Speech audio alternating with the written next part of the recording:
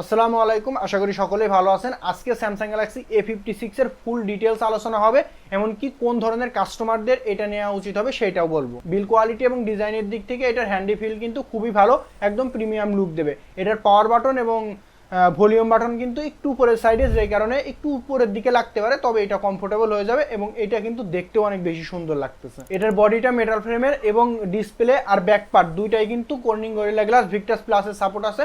So ডিউরেবিলিটির দিক থেকেও অনেক বেশি ভালো হবে। আর এটার ক্যামেরা মডেলটাও কিন্তু নতুনত্ব, সো এটা দেখতেও কিন্তু খুবই সুন্দর লাগতেছে। এটার কিন্তু অনেকগুলা কালার অ্যাভেলেবেল পাবেন। আর এটার ওয়েটটাও কিন্তু খুবই কম, 198 গ্রাম, যেটাও কিন্তু বেশি না। স্যামসাং এর ডিসপ্লে বরাবরই ভালো হয়। এটাতেও 6.7 inch super AMOLED display, 120 hertz refresh rate আছে এটাতে, আর 1080x2340 পিক্সেল পর্যন্ত পাচ্ছেন।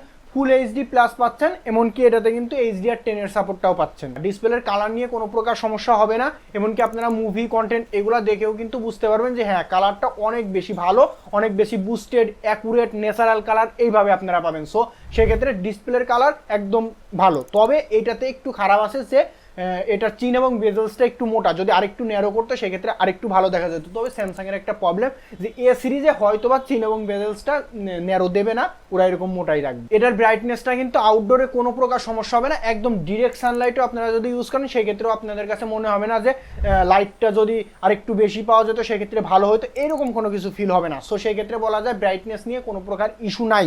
আর এটাতে কিন্তু আপনারা যে ফিঙ্গারপ্রিন্ট সেন্সরটা পাচ্ছেন, এটা কিন্তু একটু অ্যানিমেশন ডিলে লাগতে পারে, অবশ্যই আছে হালকা পাতলা ডিলে, কারণ স্যামসাং এর এ সিরিজের অনেকগুলা ফোনেই দেখা গেছে যে অ্যানিমেশন ডিলেটা আছে। তবে অ্যানিমেশনটা যদি আপনারা সেটিংস থেকে অফ করে নিন সেই ক্ষেত্রে কিন্তু আরেকটু বেশি ফাস্ট পাবেন। তবু আদার্স ব্র্যান্ডের সাথে যদি আপনি তুলনা করেন, 40,000 টাকার প্রাইসের যেই ব্র্যান্ডগুলো আছে তাদের সাথে যদি তুলনা করেন সেক্ষেত্রে এটা পিছায় থাকবে ফিঙ্গারপ্রিন্ট সেন্সরের দিক থেকে। এখানে স্টোরেজ স্পিকার পাচ্ছেন, যেটাও কিন্তু খুবই ভালো, সাউন্ড কোয়ালিটির দিক থেকে অনেক বেশি ভালো। তবে আইপি রেটিং 67 এ সাপোর্ট দিয়েছে, যদি 68 দিত তাহলে আরো একটু ভালো হতো। এটাতে আপনারা দুইটা সিম ব্যবহার করতে পারবেন, কোনো প্রকার এক্সটার্নাল মেমোরি কার্ড ইউজ করতে পারবেন না। আর এটার ওয়ান ইউআই এর কথা যদি বলি, সফটওয়্যারের দিকে যদি আসি, ওয়ান ইউআই 7 এবং অ্যান্ড্রয়েড 15 ব্যবহার করছে। 6 বছরের মেজর আপডেট এখান থেকে আপনারা পাবেন, সিকিউরিটি আপডেটও এরকমই পাবেন। সো সেই ক্ষেত্রে বলা যায় ওয়ান ইউআই দিয়ে কোনো প্রকার সমস্যা কারোরই হবে না। তবে দেখা যাচ্ছে যে ওয়ান ইউআই যেই আপডেটগুলো দিচ্ছে এগুলাতে একটু লেট আপডেট দিচ্ছে। কেন দিচ্ছে আমি বলতে পারতেছি না, অনেক ব্র্যান্ডে দেখা যায় চলে আসছে 6 মাস পরে তারা গিয়ে আপডেটটা দিচ্ছে। পারফরমেন্সের দিক থেকেও কিন্তু এই ইউআইটা অনেক বেশি ভালো, কোনো প্রকার ল্যাগ, ফ্রেম ড্রপ এরকম কোনো কিছু নাই। এমনকি এআই কিন্তু প্রচুর পরিমাণে আছে, যেগুলো ইউজ করেও কিন্তু আপনারা মজা পাবেন। এটাতে ট্রিপল সেটআপ ক্যামেরা ব্যবহার করছে, তবে এখানে কোনো প্রকার অপটিক্যাল জুম নেই। আমি আগেই বলি, অপটিক্যাল জুম দিলে অনেক বেশি ভালো হতো, ক্যামেরা আরও অনেক ধাপ আগায় থাকতো। যেহেতু অপটিক্যাল জুম নেই সেহেতু ক্যামেরাকে একটু পিছাই রাখতেই হবে। 50 মেগাপিক্সেলের প্রাইমারি ক্যামেরা আছে, যেটাতে সনি IMX 906 এর সেন্সরও আছে, 12 মেগাপিক্সেলের আলট্রা ওয়াইড ক্যামেরা এবং 5 মেগাপিক্সেলের ম্যাক্রো সেন্সর রয়েছে। এই 5 মেগাপিক্সেলের ম্যাক্রো সেন্সর দেওয়া না দেওয়া একই কথা। এখানে একটা অপটিক্যাল জুম দিলে সেই ক্ষেত্রে পোর্ট্রেট ছবির ক্ষেত্রে অনেক বেশি ভালো একটা আউটপুট পাওয়া যেত। ছবির কোয়ালিটি এক কথায় গুড, শুধু পোর্ট্রেট ছবিগুলোতে একটু পিছায় থাকবে। আর এইটার কালার যদি দেখেন সেক্ষেত্রে খুবই ভালো একটা কালার পাবেন, ন্যাচারাল টোনটা রাখার ট্রাই করতেছে, শার্প, ক্লিয়ার, এগুলোও কিন্তু খুবই ভালো আছে।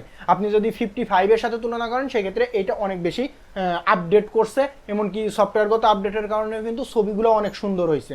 যদি কারো কোনো ক্যামেরা সেন্ট্রিক ফোন দরকার হয়, আমি সেই ক্ষেত্রে বলবো যে এটা নেওয়ার কখনোই দরকার নাই, আপনারা এর বদলে Honor 200টা নিতে পারেন। ওইটাতে কিন্তু ক্যামেরার পারফরমেন্স এটার চাইতেও একটু বেশি ভালো পাওয়া যাবে। এটার ছবিতে হাইলাইট এরিয়া, শ্যাডো এরিয়া, সেই ক্ষেত্রে কিন্তু হ্যান্ডেলটাও খুবই ভালো করতেছে।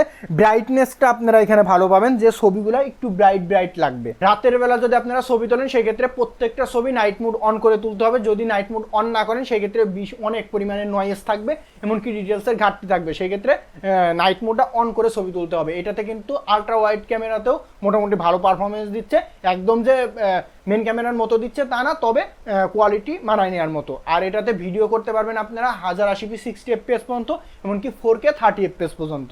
সেলফিতে 12 মেগাপিক্সেলের ক্যামেরা ব্যবহার করছে, এটাও কিন্তু ছবির কোয়ালিটি ভালো, এমনকি 4K 30 fps পর্যন্ত আপনারা সর্বোচ্চ ভিডিও রেকর্ড করতে পারবেন। স্যামসাং এর বহুল ব্যবহৃত, অনেকেই বলে খারাপ প্রসেসর, Exynos 1580, তবে এইটার Exynos এর যে প্রসেসরটা ব্যবহার করছে এটার হিটিং ইস্যুটা মোটামুটি কম। আদার ফোনের সাথে যদি আপনি তুলনা করেন স্যামসাং এর, সেই ক্ষেত্রে দেখা যাবে যে এটার হিটিং ইস্যুটা অনেকটাই কম। আপনারা গেম প্লে করলেও বুঝতে পারবেন যে হ্যাঁ, 5-6টা ম্যাচ ভালোই খেলা যায়, তারপরে যায় হিট হয়। যদি স্ন্যাপড্রাগনের প্রসেসরের সাথে তুলনা করেন সেক্ষেত্রে স্ন্যাপড্রাগন 7 Gen 3 এর সাথে এটাকে কিন্তু তুলনা করা যায়। পারফরমেন্সটা খুবই ভালো পাবেন এটাতে। পাবজিতে আপনারা 60 FPS পর্যন্ত পাবেন, কল অফ ডিউটিতেও 60 FPS পর্যন্ত পাবেন, যেটা কিন্তু ধরে রাখার মতোই আর কি, একদম বেশি যে লো করে তা না, তবে যখন হিটটা জেনারেট হয় তখন কিন্তু ফ্রেম ড্রপ করে। যারাই স্যামসাং এর ফোন কেনে বা এই ধরনের ফোন কেনে তারা কিন্তু জানে যে স্যামসাং কখনোই গেমিং সেন্ট্রিক ফোন বানায় না, তাদের ফোনটা হয় হলো ব্যালেন্স ফোন। আপনাদের যদি ব্যালেন্স ফোন দরকার হয় তাহলে আপনারা এটা অবশ্যই নিতে পারেন, যে লং টাইম ইউজ করবেন, ক্যামেরাটা মোটামুটি ভালো দরকার, পারফরমেন্সটা মোটামুটি ভালো দরকার, তাদের জন্য এইটাই ভালো। এটাতে স্টোরেজ হিসেবে 8GB RAM, 128GB storage, 256GB, 512GBও পাচ্ছেন। এটাতে কিন্তু LPDDR 5X হলো র্যাম টাইপ, আর UFS 3.1 হলো স্টোরেজ টাইপ, যেটাও কিন্তু মোটামুটি ভালো, এমনকি পারফরমেন্সও ভালো। আপনারা 8টা 10টা 12টা অ্যাপস নিয়ে যখন কাজ করবেন তখন বুঝতে পারবেন যে হ্যাঁ কোনো প্রকার ল্যাগ বাগ ইস্যু এরকম খুবই কম, স্মুথলি কাজ করতে পারবেন। এখানে ব্যাটারিতে 5000 mAh এর ব্যাটারি এবং 45 ওয়াটের চার্জার ব্যবহার করছে। এটাও কিন্তু বেশি ভালো না, কারণ চার্জ হবে 25 ওয়াটে, কারণ কেবলটা যেটা স্যামসাং দিয়েছে ভিতরে সেটা 25 ওয়াট, সো সেক্ষেত্রে সাপোর্টটাও 25 ওয়াটই নেবে। তবে এটার চার্জ হইতে যে আগে 1 ঘন্টা 10 মিনিট 15 মিনিট টাইম লাগতো, এখন যে কম লাগবে তা না, 1 ঘন্টা 5 মিনিট মতো টাইম লাগবে, সো টাইমটা কিন্তু এখনো বেশি আছে। আর এটার ব্যাকআপ যদি বলেন তাহলে এসওটি আপনারা 7 ঘন্টা মতো পেয়ে যাবেন, আর যদি রেগুলার ইউজ করেন, টানা ইউজ করেন, সেক্ষেত্রে একদিন সাপোর্ট এটা দিতে পারবে। এখন বলি কাদের এটা নেওয়া উচিত, যাদের প্রাইসটা 40,000 টাকা আছে, এমনকি একটা মোটামুটি ভালো ফোন দরকার, অনেক দিন ধরে ব্যবহার করবেন, লং টাইম ইউজ করবেন, কোনো প্রকার সমস্যা যাতে এই ফোন না করে, আপডেটের মাধ্যমেও যাতে কোনো প্রকার সমস্যা না হয়, একটু সিকিউরিটি দরকার, তাদের জন্য এই ফোনটা ভালো হবে। ব্যাটারি ব্যাকআপ কিন্তু মোটামুটি ঠিক আছে। আর যাদের একটু গেম প্লের দিক বেশি দরকার বা পারফরমেন্স বেশি দরকার, তাদের জন্য এই ফোন কখনোই না। যারা ক্যামেরাতেও একটু বেশি ভালো চান, এইটার সাথে ভালো চান, তাদের জন্য এটা না। অনার 200টা আপনাদের জন্য আছে, ওইটাও কিন্তু আপনারা নিতে পারেন। এমনকি আইকিউ অনেক ধরনের ফোন বের করতেছে, ওরাও কিন্তু পারফরমেন্সে অনেক বেশি আগায় আছে, চার্জারে অনেক বেশি আগায় আছে, চার্জিং ব্যাকআপেও আগায় আছে, ব্যাটারিতেও আগায় আছে, সো সেক্ষেত্রে আপনারা ওইটা নিতে পারেন। আর যারা স্যামসাং নেবেন তারা স্যামসাং লাভাররাই শুধু স্যামসাং নেবেন। তবে এটার মাথায় রাখবেন যে আপনারা অনেক দিন ইউজ করতে পারবেন, ব্যাটারি ব্যাকআপটা মোটামুটি ভালোই পাচ্ছেন, খারাপ না, ডিসপ্লেটা ভালো পাচ্ছেন, ক্যামেরাতেও মোটামুটি ভালো পাচ্ছেন, এইগুলা বিবেচনা করেই নিয়েন। আমি বলবো না হেভি ক্যামেরা এখানে পাচ্ছেন, হেভি পারফরমেন্স এখানে পাচ্ছেন, হেভি ব্যাটারি ব্যাকআপ এখানে পাচ্ছেন, কোনোটাই না। আপনারা ওভারঅল যদি পারফরমেন্সটা বিবেচনা করেন তাহলে এটা আপনার জন্য নেওয়া উচিত। আজকের মতো আল্লাহ হাফেজ।